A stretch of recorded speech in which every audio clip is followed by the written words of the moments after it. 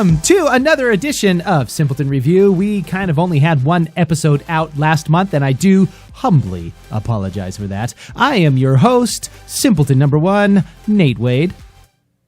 I'm Simpleton number 2, Charlie Gibson.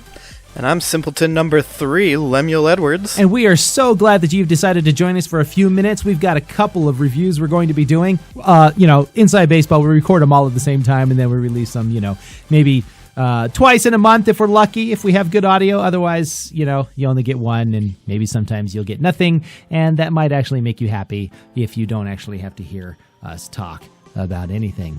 I'm just saying. Well, this month we have an amazing album. Charlie picked it. Charlie, why don't you tell me what album you picked?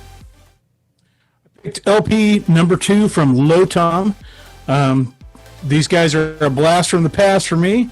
We've got David Bazan from Pedro the Lion, also with Tim Walsh, also from the same band. And then we've got Trey Many, who goes way back to, Fall Sounds was their first big release. It was Velour 100. Mm-hmm. And then Jason Martin from Starflyer 59. Mm-hmm. Yes, and Trey's from Starflyer 59 as well, right? Trey's from Starflyer 59 as well? Yeah, he does play drums for them every once in a while. Right. Yeah, and so you also have Jason Martin, like you said. Like you said, this is a blast from the past. If you grew up listening to 90s music, specifically the Tooth and Nail Records label, you have probably heard of some of these bands, if not all. Pedro the Lion they were on Tooth and Nail at one point, correct? Is that right? No, they were on Made in Mexico during that whole blast. Well, Velour 100 and Starflyer 59, and of course, any Jason Martin band and his brother, they were on Tooth and Nail Records for the most part, and they are old, like Charlie and I now. But it is fun because what I appreciated about this album is that it sounded like I was back in about 1995, which was fine with me because I liked 1995. It was a pretty good year, yeah. So it was very busy for me. Yeah. Well, I'll tell you, you got married that year, didn't you? No, I got married in 96. 96, 95. It all blends together after a while. I have no idea. I was like one of the last people in my friends group to get married, quite honestly. And we still got married pretty young, I might add. But, so it's an interesting album. Charlie, why don't you tell me your take on it? First of all, you knew about this band before I did. I heard about him because I listened to a great NPR podcast called All Songs Considered, and they were talking about the new releases for that Friday, and one of the guys on there seems to be he likes old Tooth and Nail stuff, but he's really big David Bazan fan. So he's loved Pedro the Lion over the years, and so when he found out the Low Tom was having a new album out, he decided to put something out about it. So tell me just a little bit about about the band in general and your history with them, and then what you thought of this album. So I've been listening to David Bazan probably since their second EP release. It was something about finding a friend, and it's one of those that I found them originally just by going to shows in town here, and they were playing at some record shop, and they hadn't quite released. They had a rock opera that they were putting together, and they just completed it. Hadn't recorded it yet, but they played the whole thing during the set, and then went back and played their old stuff, and it was good fun. Low Tom, like big hit for me because you've got the strength of David Bazan's writing, obviously in the lyric and the tunes, but the backup from Jason Martin is amazing, because it adds an edge that Pedro never had. So, you can definitely tell it's Jason Martin guitars behind there because there's that hint of Starflyer 59 that just kind of makes its way. And not only that, which I actually appreciated, was that there's also a hint of like even pre-Starflyer 59 with Jason Martin influences with Dance House Children in his techno years, you could hear that there was a little bit of synth in those songs, which I thought was pretty good. Well, that's Tim Walsh. Tim Walsh has been hanging around with that crowd for a long time too. So, and do you remember Metro One Records? Yeah. It's Crystal Lewis's old record label. Yeah. Dick Yokoa was like a co-founder kind of thing. Yeah. And he changed his name to Richard Swift. Oh, really? stage name. Oh. So Tim Walsh like did tons of stuff with him, and like a lot of recording stuff that happens for Pedro the Lion, and like Damien Jurado was all Richard Swift and Tim Walsh working together. Oh, right on. So, Yeah, no, I heard of Richard Ochoa because I had his like first album before he actually was signed to a record label. I think there was a lady we worked with at Family Bookstore that was actually a big fan of Richard Ochoa back in the day, and she gave me that album. So, and then he came out with his major record label debut, and he decided he'd be more cool and call himself Dickie Ochoa. I'm like, oh, alrighty then. Anyway, Lemuel, you're awful silent over there. Why don't you tell me just a little bit about what you thought of this album? Again, you're the millennial perspective here, so tell me what you thought. Yeah, I mean, I have no idea who all those names were that you were spitting off there, but I did enjoy it. I was mainly listening to him while delivering some pizzas, so I felt like it kind of fit that vibe for some reason. But I enjoyed it. Yeah, it's a very Seattle-esque band. Of course, they're all from that area anyway, so it fits. But it just, I mean, there's that definite grunge-ish sound. I mean, this album is, look, it fits 2020 perfectly. I don't think the sound is dated by any means, but it definitely does have a callback to the grunge era. Wouldn't you think, Charlie? absolutely. Yeah. Both with just the songwriting and everything. It's very. How would you put it? It was like very aware. Yeah. Like, I know where I'm at. I know I'm not where I want to be. So, it's like. Yeah. Well, I mean, those are typical David Bazan lyrics, aren't they, though? I mean, yeah, pretty he's much. so introspective on his songs. We've got to be responsible for something. Yeah. I mean, he doesn't pull any punches. He's not afraid to talk about his struggles in life and his struggles in faith and all that other kind of stuff that he talks about. So I do appreciate it. You have always been a bigger Pedro fan than me. Pedro has always been one of those bands that I could take or leave kind of a thing, You are the person who introduced me to Pedro. We went and saw them in concert at some little nightclub downtown there in Boise one time. There was only like 30 Probably the people. Neurolux. Was that? No, it wasn't the Neurolux. It was the one that was kind of farther south downtown there. It was a tiny little... was that the reinvention of the Crazy Horse or something like that? That's what it was, the Crazy Horse. That's exactly what it was. Yeah. It's kind of just almost out of downtown and kind of a more shady area of Boise right there. Yeah. No, Neurolux would have been 2 times bigger at least than that little tiny place was. But it was a cool concert, and they did put on a fantastic show. I really like them. Like I said, I can take it or leave Pedro. I do love his lyrics, and I really liked, like you said, the fact that there was, especially Jason Martin's guitar on this. I like it. The funny thing is, I'm not a huge Starflyer fan either. There's something about that guitar. It's like, dude, you could stand to turn down the distortion just a little bit, because I really would like to hear the difference between your A chord and your C chord, but I'm just saying. But I know that was that noise, I guess that's what they call it, pretty much like a noise rock band back in the, mid to late 90s that was really big in that. Deftones, we were just talking about Deftones before we went on the air. Same kind of thing. Deftones really has that kind of, just that really almost monotone type of a guitar that goes all the way through their songs. You know what I mean? Yeah, it just kind of drags through. Yeah, and it's a droning sound. Yeah, droning exactly. is perfect. Yeah. I saw Starflyer in concert, and I still haven't. Of all ones that I want to see, I still haven't seen them. Oh, really? Oh, wow. Since '92, I haven't seen them. Yeah, they're impressive. So let me ask you this, and honestly, I don't know if I've got an answer to it, so I'm going to ask you guys. Did you guys have a favorite song or a song that just jumped out to you and said, yeah, that's good? I really like the opening track, but I think my favorite, I have to look it up. I like the opening track, and I like the closing track because it kind of like summed up the opening track. Mm-hmm. Start Paying was like really good, and then In a Van just kind of like followed up with it. I mean, as an outro story. But I think I like the song Out of Here, just because he's like talking about how like everything he's doing, his brain just doesn't want to agree with, his guts don't want to agree with it. It's like, I'm out. Yeah. Why is it that Lemuel's cat always wants to make an appearance on the camera? No idea. Yeah, I agree. I would say that my favorite song now that you mention it, is probably In a Van. I really dug that song. That was a good song. Lemuel, what about you? Did you have a favorite one? I think the one I don't know if it was my favorite per se, but the one that stuck out to me the most was Don't Look at Me. Oh, yeah? Why's that? I don't know. Just the lyrics were kind of the most interesting in my head. Like, I heard them and I was like, that's weird. That's David Bazan. I don't know. I mean, you kind of, some of his songs, you're like, okay, what does that mean?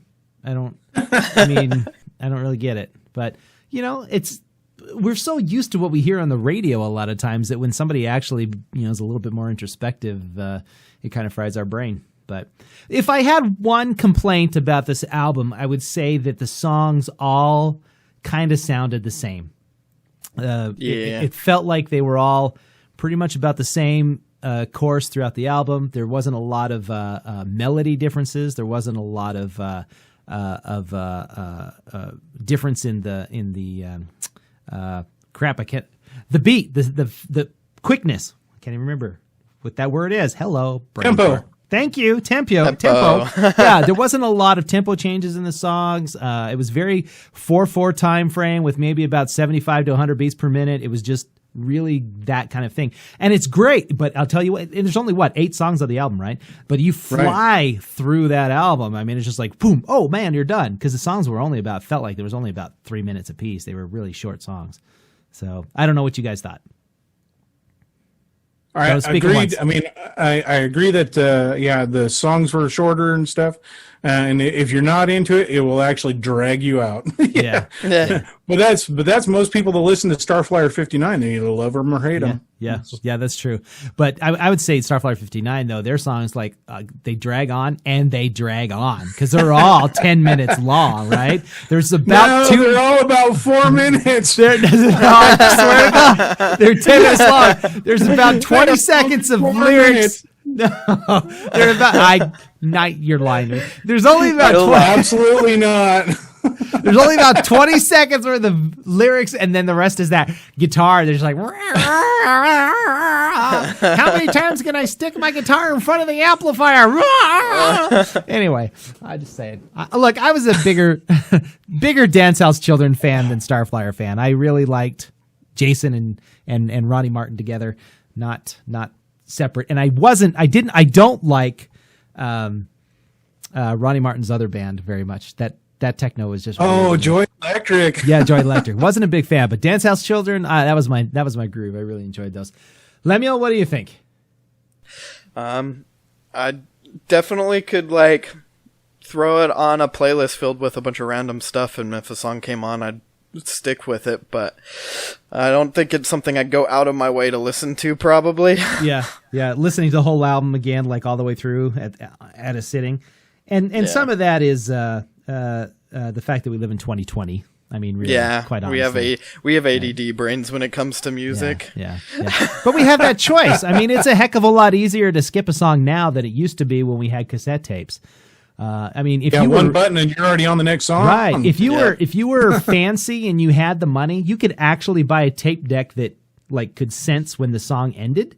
But that was only if there was that space between songs. If it ran together, it would just poop to the next song until there was a space. But that was for the rich people, and I wasn't rich. But anyway, so all right. So I'm gonna look at Lemuel, Mr. Millennial. What score do you give this album? I think I'm gonna give it a solid 3. 3, solid 3. Fair enough, Charlie. And I give it a 3.5. Okay, good. Yeah, I'm gonna give it a 4. But it wasn't. Oh, go ahead. I'm sorry. Right. I just blew my surprise there.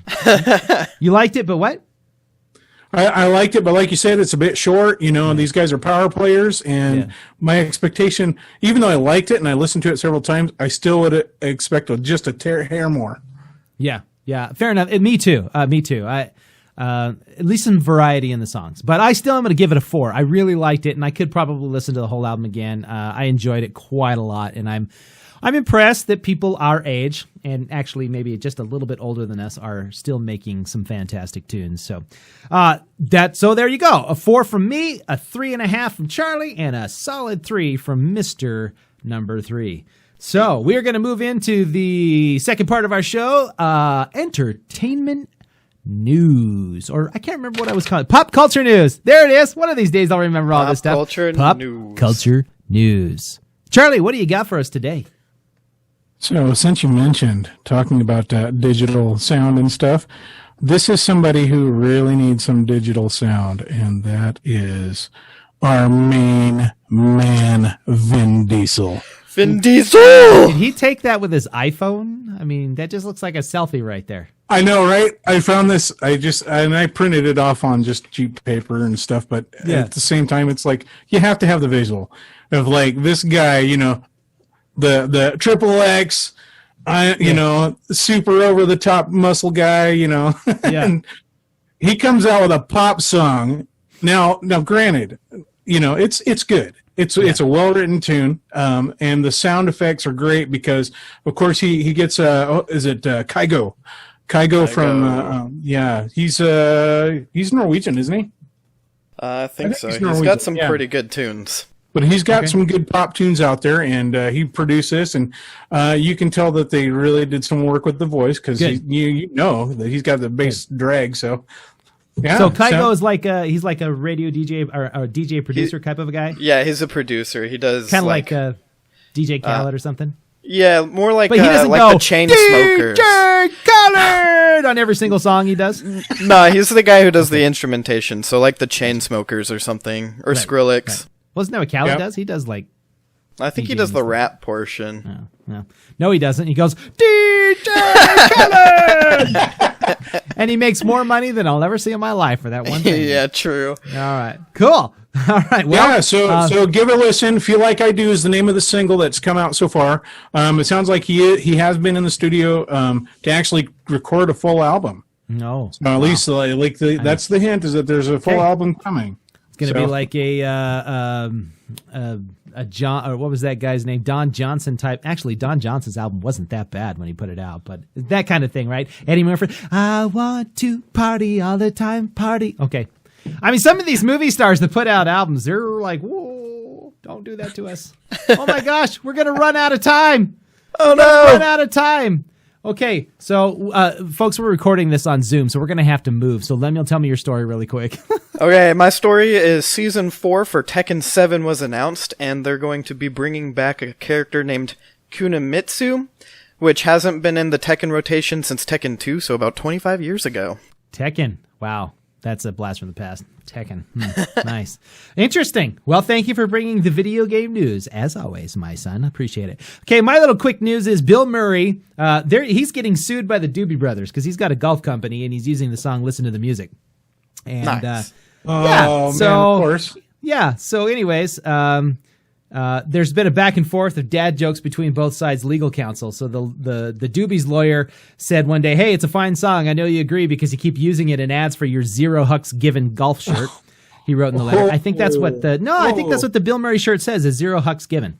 All right. And then he says, however, given that you haven't paid to use it, maybe you should change the company name to $0 Given. Ouch. So the attorney went on to point out that the actor's unlawful use of the songs. It seems like the only person who uses our client's music without permission more than you do is Donald Trump. All right. Okay, so that was your taxpayer dollars being used for it. Right. So Bill Murray's lawyer, he gets into the jokes and he decides, hey, this is what he says. He says, first, I would like to compliment you on finding levity in the law at a time when the world in this country certainly could use a laugh. Your client's demand was able to cut through the noise of the news cycle and remind us how much we all miss live music these days. He wrote, we would also like to confirm that both our firm and the good folks at William Murray Golf are indeed fans of the Doobie Brothers music, which is why we appreciate your firm's choice of taking it to the streets rather than to the courts, which are already overburdened, minute by minute, with real problems. There's 2 Doobie Brothers references there. That's pretty good. All right.